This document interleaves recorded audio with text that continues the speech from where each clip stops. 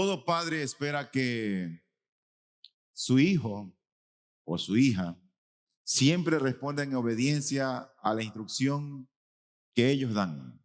Todo padre espera eso de sus hijos, sobre todo cuando los padres hemos hecho un esfuerzo en criar, en educar a nuestros hijos. Si el padre le dice al hijo, por ejemplo, apaga la televisión y vete a dormir, el muchacho debe en ese momento apagar la televisión e ir a dormir. Cuando el muchacho dice, espérate un ratito, que está interesante, que ya se acaba, un ratito. Realmente es una manera de desobediencia. Es una franca desobediencia. Tal vez no es irrespetuosa, pero no es lo correcto. Imagina que el padre da una orden al hijo o a la hija y el hijo o la hija dice, no quiero. ¿Qué haría un padre frente a tan desafiante respuesta de un hijo? No quiero. Una respuesta dura, ruda, altanera. Por supuesto que algunos de ustedes emplearían la violencia para hacer respetar su autoridad. Sin embargo, creo yo que hay muchos hijos que responden de una manera siempre irreflexiva, sin consideración y sin mirar las consecuencias. El texto que vamos a leer ahora se trata de dos hijos y ninguno de los dos dio una buena respuesta al padre. Lo primero que yo quiero ver es aquellos hijos que son abiertamente desobedientes y por otro lado aquellos que son engañosamente sumisos. Quiero que vayan por favor conmigo al libro de Mateo, al capítulo 21, y vamos a leer unos cuantos versículos del 28 al 32. Mateo 21 del 28 al 32, donde dice la palabra del Señor lo siguiente. Pero, ¿qué les parece? Un hombre tenía dos hijos y llegándose al primero le dijo, hijo, ve, trabaja hoy en la viña. Y él respondió, no quiero.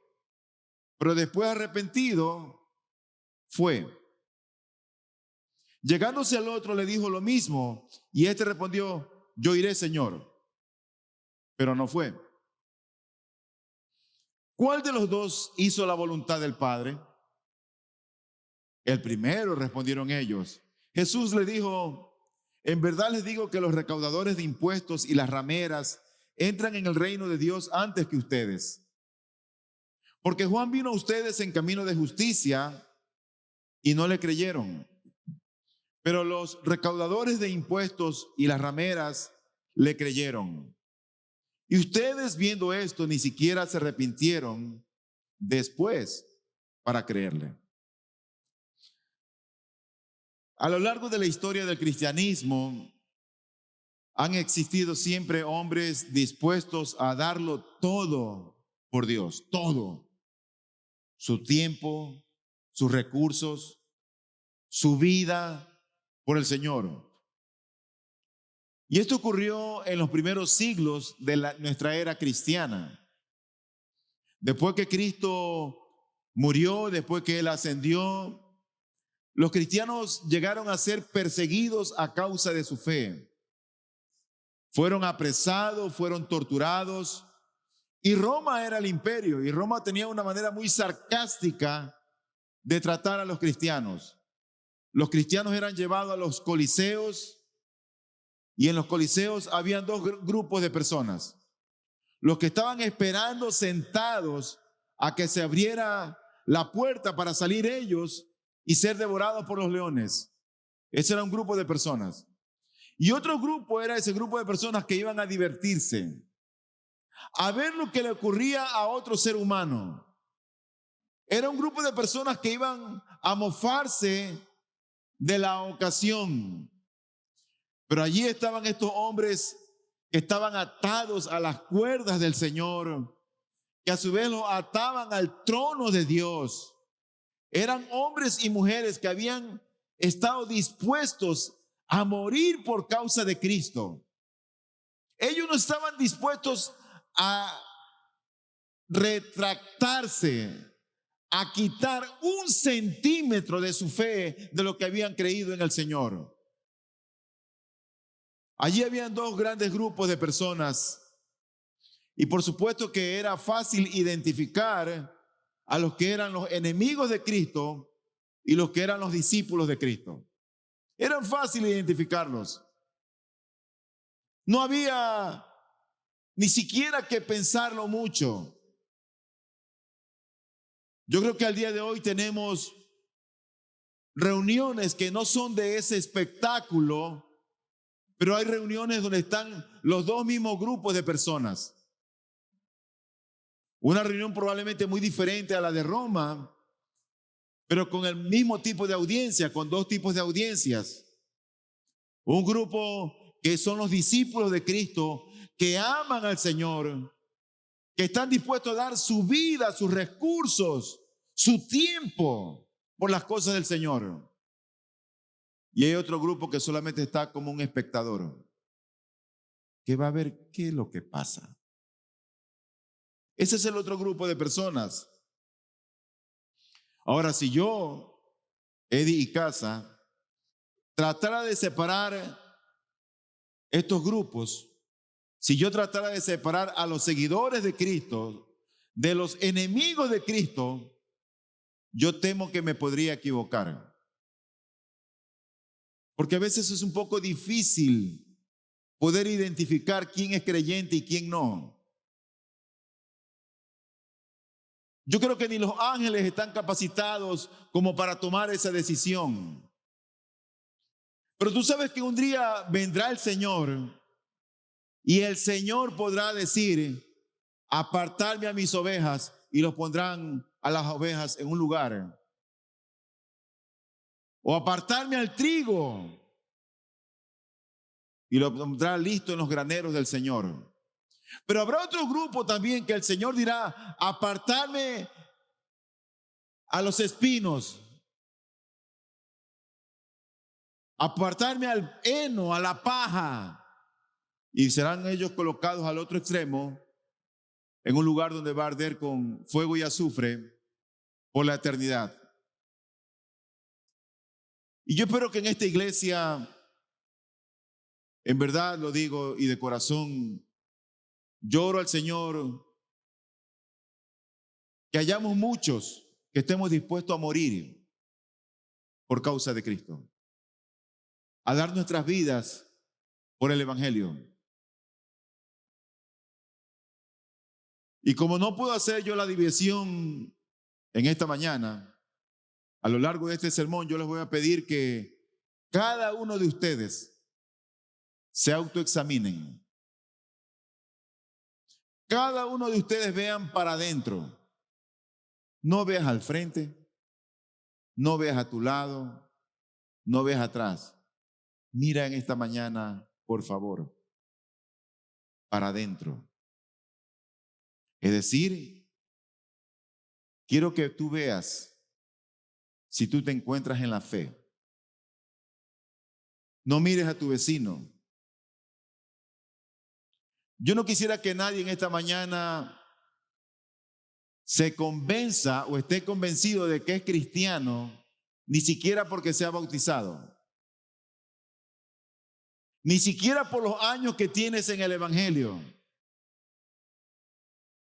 Yo no quisiera que tú te convenzas: no, es que yo sí creo en Cristo. No. Quiero que oigas el sermón y tú te autoexamines. Nada más quiero eso. Y que sea tu propio entendimiento el que pueda hacer la separación entre los que temen y no temen al Señor. Y tú puedes decir con una limpia conciencia al final: me he dado cuenta que yo soy de los que temen al Señor. O que tú con honestidad también puedes decir: me he dado cuenta de que estoy dentro del grupo de los que no temen al Señor. Quisiera que esta mañana sea un autoexamen. Vamos a trabajar juntos en esto. Pregúntate ¿Estoy del lado del Señor? ¿Estoy a favor de Cristo o estoy del lado de sus enemigos? ¿Recojo con Él o desparramo? Esas preguntas deberíamos hacernos. Ahora, imagina que Dios divide a toda esta iglesia, a todos nosotros. Él viene y divide en dos grupos de personas, en dos campamentos. Y por un lado están los que han hecho un pacto con Él. Por un lado están los que han aceptado el sacrificio de Cristo, los que han rendido sus vidas al Señor, en los que saben que Él es su Señor. Y por otro lado están los que todavía son los enemigos de Cristo, que aún están en sus pecados, en sus obras perversas, haciendo cosas ocultas. Ahora, este último grupo es un grupo muy particular. Esos que están separados allí es un grupo muy particular. Y digo muy particular porque a pesar de que es un grupo que tienen la misma característica, no conocen a Dios, no conocen a Cristo, son enemigos del Señor, no todos son iguales ahí. Lo que tienen de igual es que no tienen a Cristo. Pero no son todos iguales en sus pecados, no son todos iguales en sus circunstancias, de sus casos. Son muy parecidos porque están sin Cristo, pero aún son diferentes en su condición mental, en su condición moral. Y en ese grupo están dos grupos de personas. Los que son abiertamente desobedientes a Dios. Pero también en ese grupo hay otro grupo o otro subgrupo. Aquellos que son engañosamente sumisos a Dios. Y quiero ver entonces en esta mañana el primer grupo. Porque este es un mensaje o un sermón que está para aquellos que son abiertamente desobedientes a Dios. Mira, mi hermano y amigo, en toda iglesia, sin excepción, debajo del cielo, hay muchos de estas clases de personas. Abiertamente desobedientes a Dios. Y esta iglesia no es la excepción.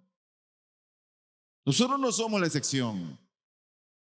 Dios les ha dicho a ellos, como les dice a todos los que oyen el evangelio: hijo, ve, trabaja hoy en la viña. Ese es el texto que usa la palabra del Señor. Hijo, ve y trabaja hoy en la viña. Y la gente responde de una manera honesta, pero de manera atrevida, diciendo: no quiero. No lo han dudado siquiera. Son tajantes. Han dicho lo que piensan sin prejuicios, sin temor, sin vacilar, sin dudar. No quiero. Es como que han dicho: no serviré a Dios ni creeré en su Hijo Jesucristo. Así hay muchas personas que se enfrentan delante del Señor diciendo: no serviré a Dios ni creeré en su Hijo Jesucristo.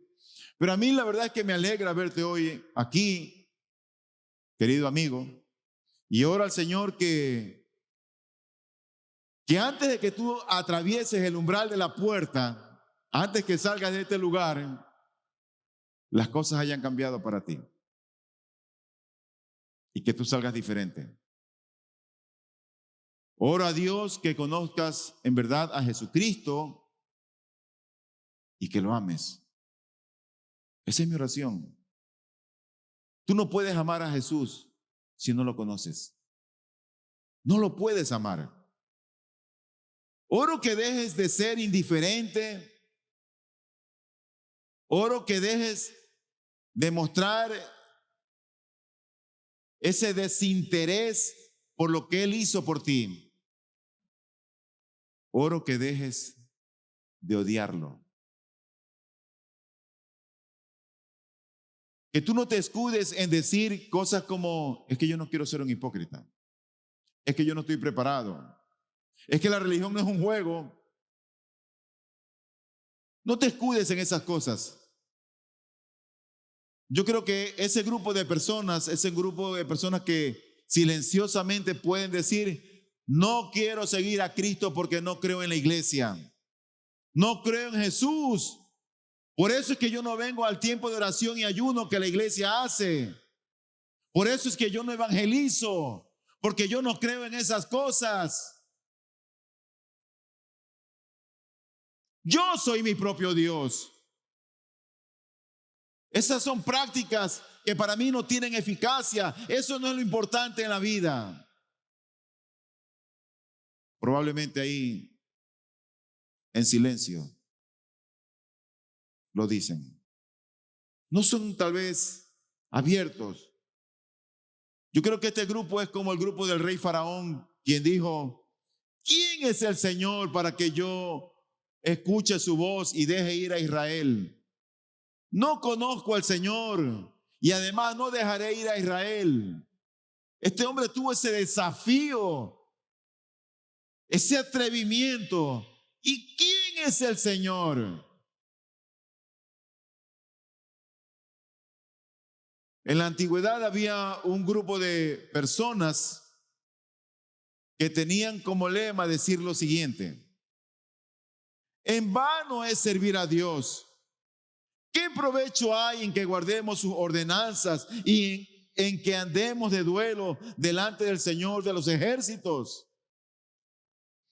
Y este es el grupo de personas que yo diría que no han oído aún la voz de Dios, no conocen a Dios, y es por eso que siguen diciendo, no quiero, viviré como yo quiero. Aún no han oído la voz del Espíritu de Cristo. Porque si alguien la hubiera oído, entonces renunciaría a ese no quiero. Son personas que por lo general no les gusta someterse. No les gusta ser gobernados. Son almas libres. No les gusta tener pastores. No les gusta que se metan con sus vidas. Ese no es el evangelio que aquí predicamos. Y debo admitir que este grupo es un grupo, lo bueno que tienen es un grupo de gente honesta, que no andan con dobleces, pero la realidad es que no son práctica intelectual ni declaradamente cristianos.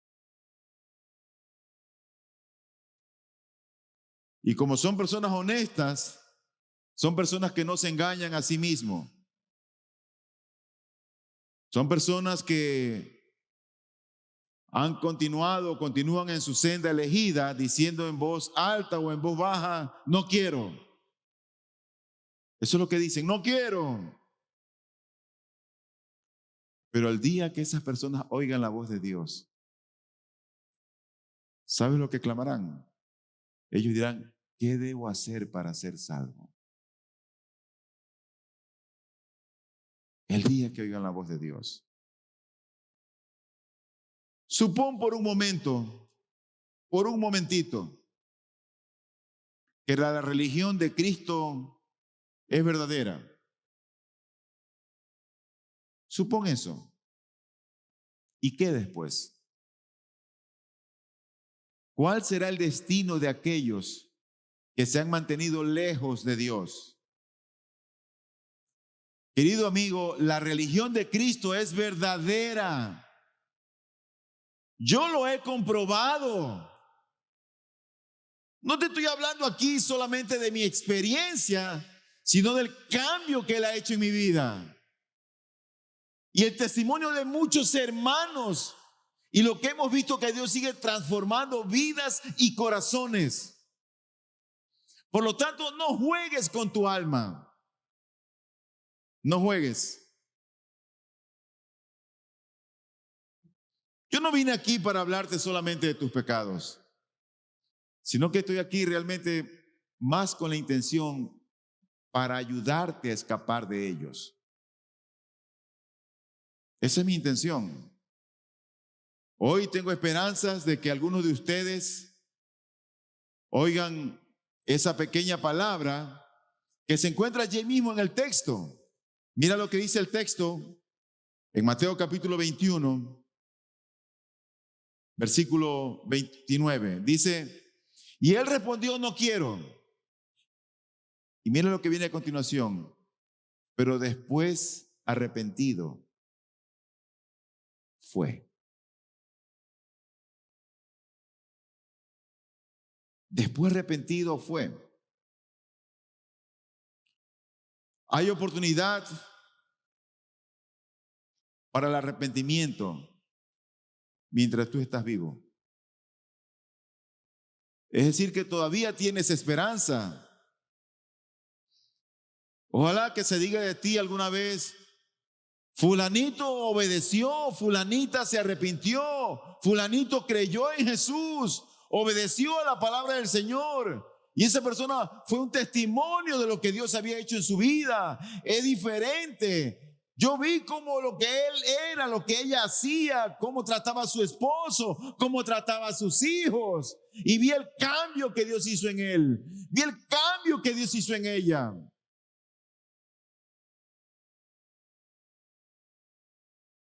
Parece ser que este hombre de la parábola que les narra aquí Jesús es un hombre que dice, no quiero. Pero luego reflexiona, medita y piensa.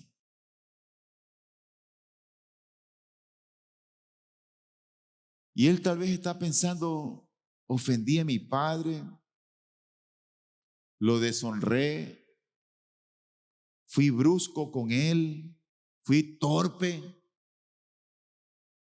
Pero mi padre quiere lo mejor para mí. Así que voy a ir. Y espero que muchos de los que hayan venido esta mañana aquí a IBPG se retracten, se arrepientan y digan como este hombre, me equivoqué, iré, obedeceré, haré lo que me pide, no voy a entristecer su amor, estoy dispuesto a obedecer el mandato evangélico. ¿Sabes que frente a esta decisión, las personas deben entender lo que es el plan de salvación? Y yo me pregunto si tú has oído el plan de salvación, si sabes de qué se trata, si sabes cómo funciona. Yo no sé si para ti eso es claro o es turbio. Yo no sé si para ti eso es claro o es oscuro. Pero lo que salimos a hacer cuando salimos de aquí a hablar el evangelio a las personas de la comunidad cercana aquí, lo que vamos es con un plan de salvación. Vamos con el evangelio de Jesucristo. ¿Y de qué se trata este evangelio? Bueno, en primer lugar se trata de que el hombre ha pecado, que el hombre ha ofendido a Dios. Por ahí empieza todo. El hombre en esa condición está condenado. La ira de Dios está sobre todo ser humano, sin excepción. Nadie se escapa. Y por supuesto, toda ofensa a Dios, todo lo que se ha hecho contra Dios merece el castigo de Dios, merece la ira de Dios. Dios está airado con el pecador. Todos los días, dice el libro de los Salmos. Todos los días. No es como la gente dice, no, es que Dios ama al pecador, lo que aborrece es el pecado. No es verdad. Porque cuando Dios condena, no condena al pecado, condena al pecador. Es al pecador al que lo manda al infierno. Dios ama al pecador. No, Dios está airado con el pecador. Pero Dios es misericordioso y paciente y un Dios lleno de amor y misericordia abundante, eterna. Por eso es que Él no te ha disciplinado como tú y yo lo merecemos. Es más, Él quiere que muchos vengan al arrepentimiento. Él quiere que se salven, quiere que lo conozcan. Así que esa ofensa merece un castigo. Entonces, ¿cómo nos libramos del castigo? Por la fe. Nada más. ¿Cuánto cuesta eso, pastor? Nada. Es gratis. La fe no cuesta. Ahora, esa fe no la produces tú. Esa fe es un regalo de Dios, es un don de Dios. Entonces, cuando el hombre cree en la obra que hizo Jesús y que mi ofensa, que mi pecado y que mi castigo ya no está sobre mí, sino que cayó sobre Jesús en la cruz.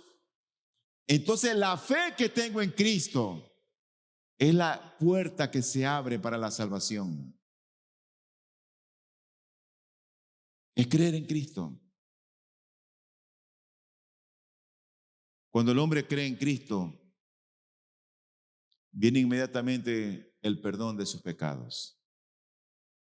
El perdón de sus pecados. Mi querido amigo, sin importar quién tú seas, sin importar cuál pudiera haber sido tu vida pasada, si confías en Cristo, serás salvo de tu pecado. Así, en un instante. En un instante.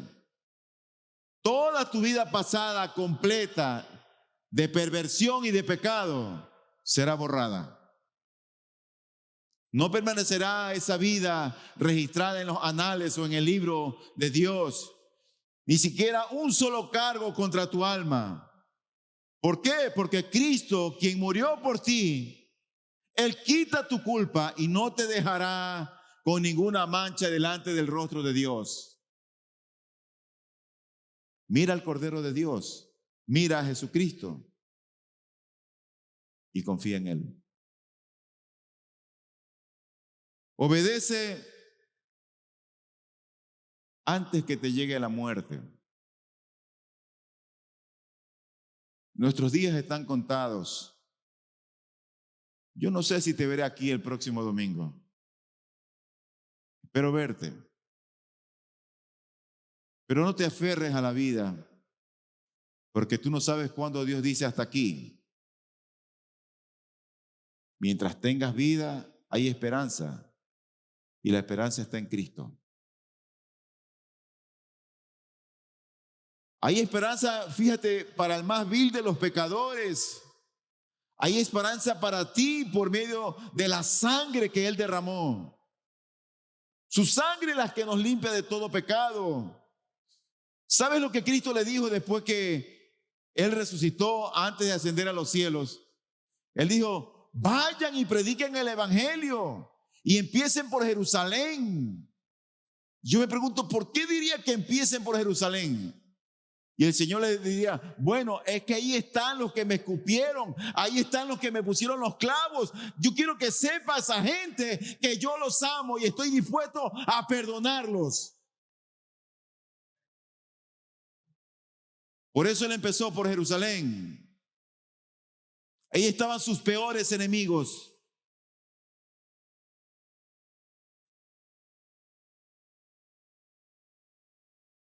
Ahí estaban los que se burlaron y los que los escupieron. Y el Señor los mandaba ahí a decirle que Él podía y quería salvarlos. Solamente tenían que hacer una cosa: confiar en Cristo para que tengan vida eterna. Nada más. Yo creo que sería terrible morir acompañado de un pecado sin perdonar. Hay muchísimas personas que dijeron, no quiero. Muchísimas. Pero que luego pensaron, meditaron, se arrepintieron. ¿Y sabes dónde están ahora?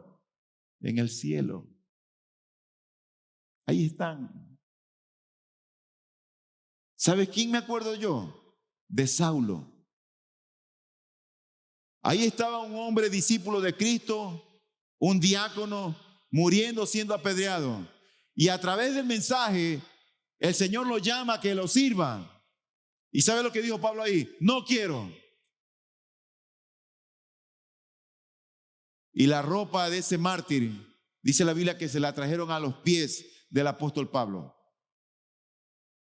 Luego este mismo hombre coge su caballo, coge su gente y decide perseguir a los cristianos. Y en el camino a Damasco le sale el encuentro Jesús.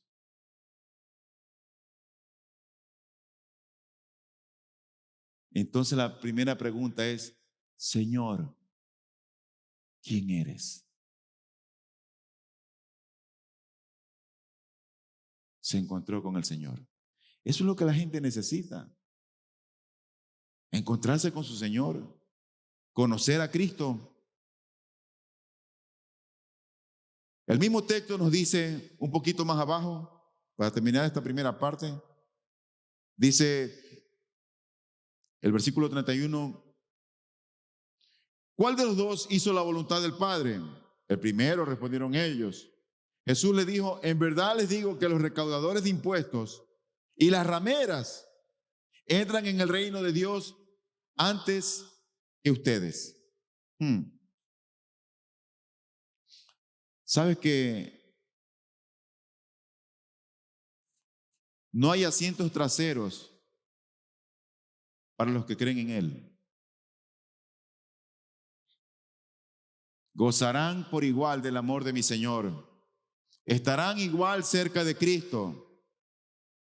Por eso que dice el Señor, venid a mí todos los que estáis trabajados y cargados, todos los que están cansados, y yo les daré descanso, descanso del alma. Tú estás cansado de tanta situación en este mundo. Tú oyes la noticia, ahora está la locura del mundial y todo parece un alboroto, todo parece como una esfera, una espuma, como que cuando tiran ese humo y tú no puedes ver con claridad. Pero el mal sigue detrás de eso. Sigue la corrupción, siguen los asesinatos, siguen los crímenes, sigue la infidelidad, sigue la borrachera.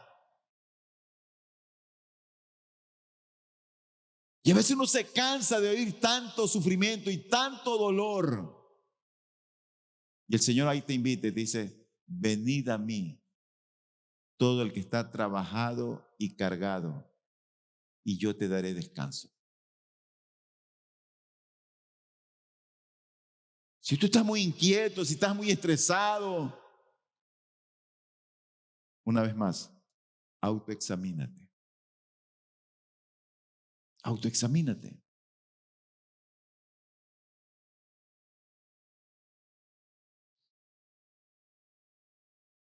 Si tú tienes 34, 27 o 42 años de pecado, o sea los años que tengas, tus pecados serán perdonados. Así, si confías en Él. La segunda parte del sermón es un mensaje para aquellos que son o están o que son engañosamente sumisos.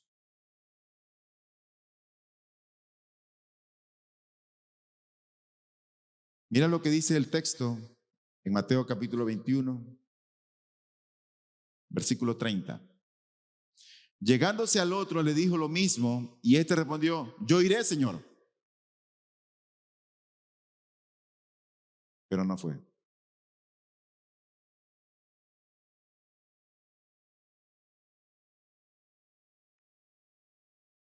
Yo creo que estos son los más numerosos que hay en la vida, en las iglesias. Son los que han dicho a Dios, sí voy, sí creo en Dios, yo amo a Dios. Cuando el Señor los llama dicen, yo iré, Señor. Pero no van. ¿Cómo yo retrataría a este grupo? Externamente ellos han dicho, sí, Señor, voy. Se ponen de pie, cantan el himno, pero no cantan en sus corazones. Cuando decimos oremos, cierran sus ojos, pero no se comunican con nadie.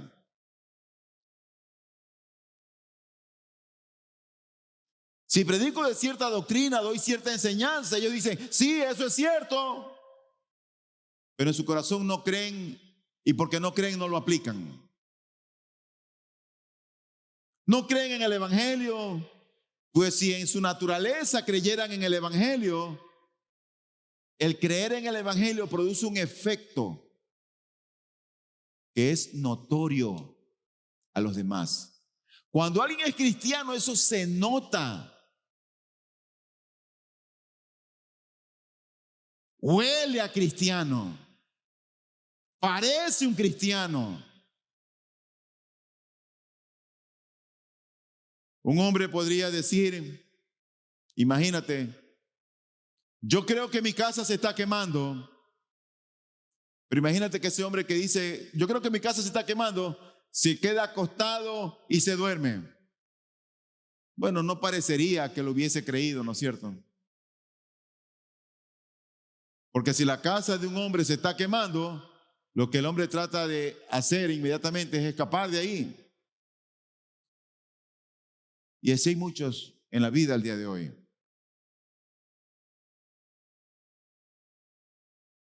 Que dicen ver el peligro, que dicen creer que el peligro, pero no procuran escapar de él. Siguen con sus vidas igual que antes. Nada ha cambiado, todo sigue igual. ¿Saben lo que hace Dios? Dios nos cambia. Dios hace de nosotros nuevas personas. Vemos el mundo diferente. Tratamos a nuestras esposas diferente. Estamos ahora preocupados por el alma de nuestros hijos, no solo por los estudios de ellos. Ahora es el alma de ellos lo que nos interesa. Cuando oramos y pensamos en nuestros hijos, oramos por ellos, clamamos por ellos, porque sabemos del peligro en que se encuentran.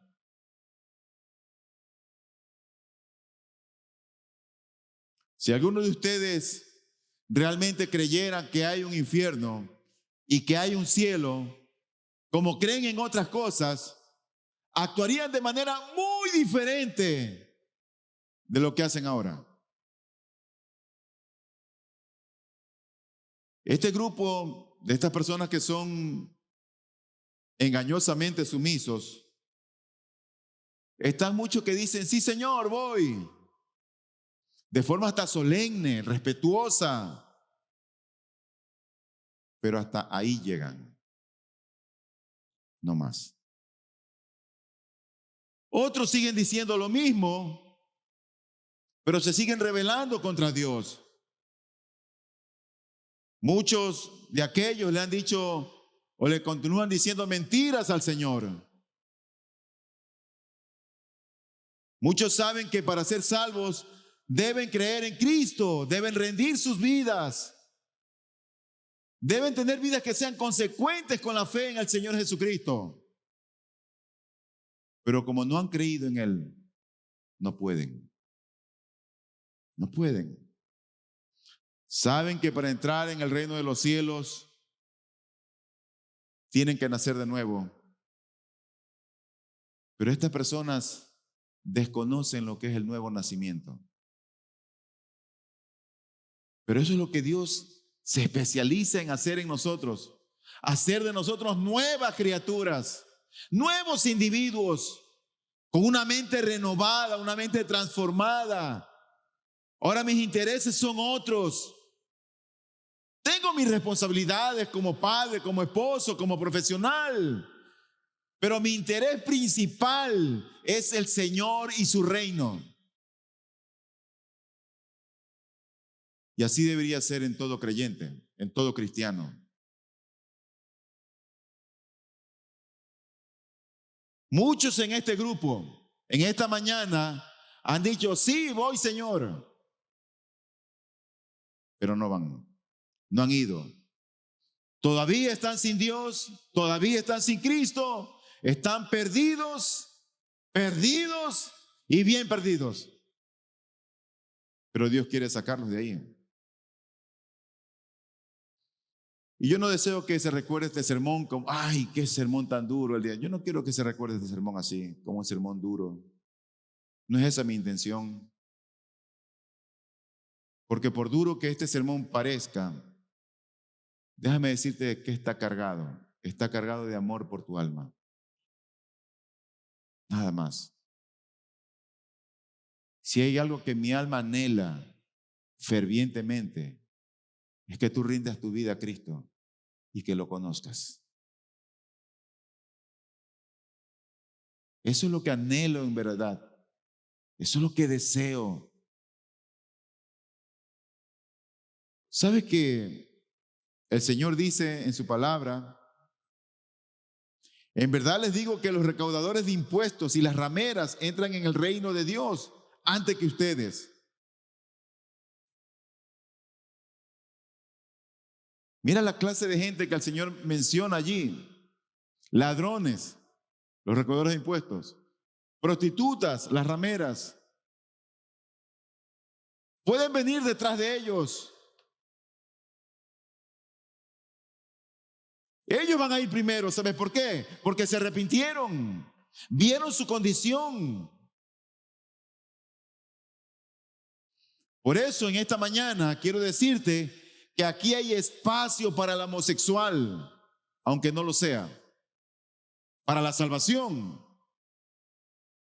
Hay espacio para el hombre o la mujer infiel, aunque no lo seas. Hay espacio aún para el borracho, aunque tú no lo seas. Para el corrupto, aunque no lo seas. Para los jóvenes promiscuos, aunque tú no lo seas. Hay espacio para todos. Porque la sangre de Jesucristo limpia todo pecado. Limpia todo pecado. Lo más notorio del evangelio es que este mismo evangelio, ¿sabes una cosa? Es predicado a una clase de hombres como a todas las demás clases. El mismo evangelio es predicado para una clase de hombres y para todas las demás clases de hombres. Yo no conozco ninguna diferencia entre ustedes cuando predico el evangelio. Ya sea que tú seas blanco, negro o amarillo, que seas rico o pobre, que tengas título o no tengas título. Es el mismo evangelio para todos. No hay un evangelio diferente, ni vamos a adornar el evangelio para los profesionales o el evangelio para los iletrados. Es el mismo evangelio para el pecador. Porque ese evangelio salva. Porque el centro del evangelio es Jesucristo.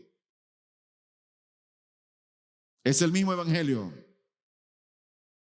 Hay un solo camino para todos. Hay una sola cruz. ¿Tú recuerdas cuando el pueblo de Dios estaba muriendo en el desierto por las serpientes que mordían a la gente?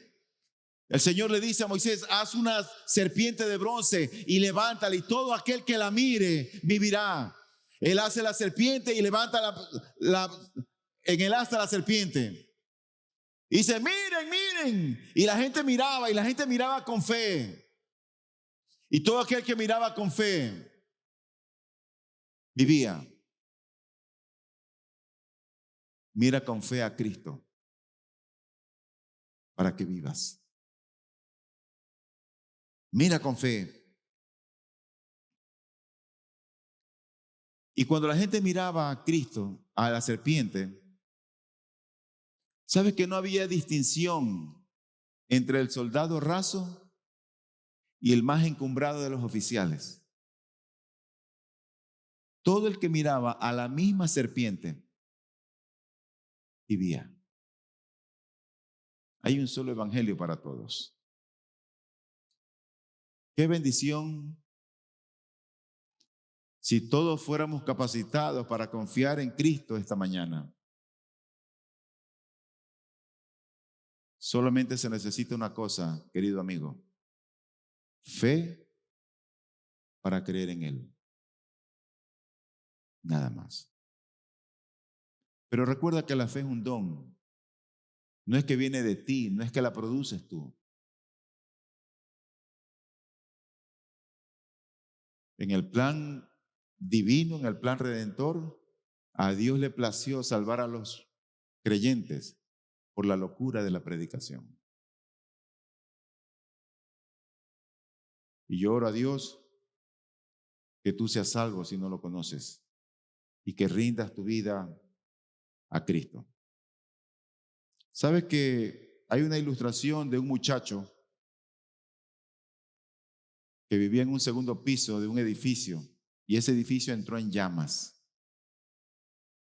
Y ese muchacho, la única manera que tenía para escapar era la ventana.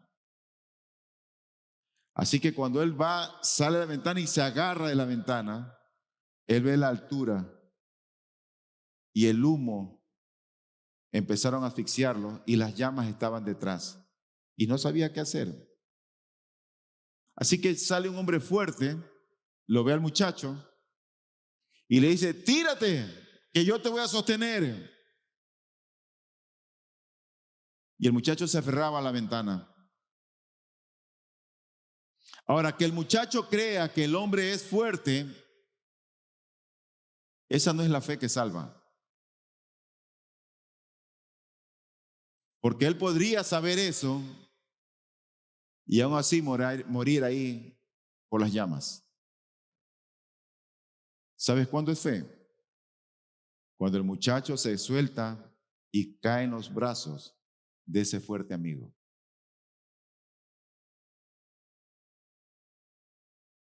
Jesús es ese fuerte amigo. Y alrededor de tu vida hay muchas llamas que tal vez no las has visto. Y él lo que te está diciendo en esta mañana es: déjate caer en mis brazos, que yo te sostendré. No te aferres a la ventana. No te aferres al pecado. No te aferres a tu vida. No te aferres ni siquiera a tus planes, porque tú no sabes lo que va a pasar mañana. Aférrate a Cristo. Eso es seguro. Déjate caer en los brazos de ese fuerte Dios. El que tú creas que Él es fuerte no te salvará. Serás salvo cuando te dejes caer en los brazos de Él. Confía. Esa es la palabra clave. Confía en Él. Que sea una confianza sólida, sencilla, sincera. Una confianza de corazón. Confía. Y no va a tomar ni un minuto en salvarte. Porque en el instante que tú confíes en Él, serás salvo. Tú pudiste haber venido en esta mañana aquí tan rojo, rojo, rojo como el infierno. Pero si tú confías en Jesús, saldrás blanco y perdonado totalmente. Oro al Señor, que el Señor añada a esta iglesia a los que han de ser salvos. Oro al Señor que Él bendiga su palabra a nuestros corazones. Si tú oyes hoy su voz, si tú has oído su voz, aunque sea un minuto del sermón, no endurezcas tu corazón. No lo endurezcas. Por el amor de Dios, no endurezcas tu corazón. Vamos a orar.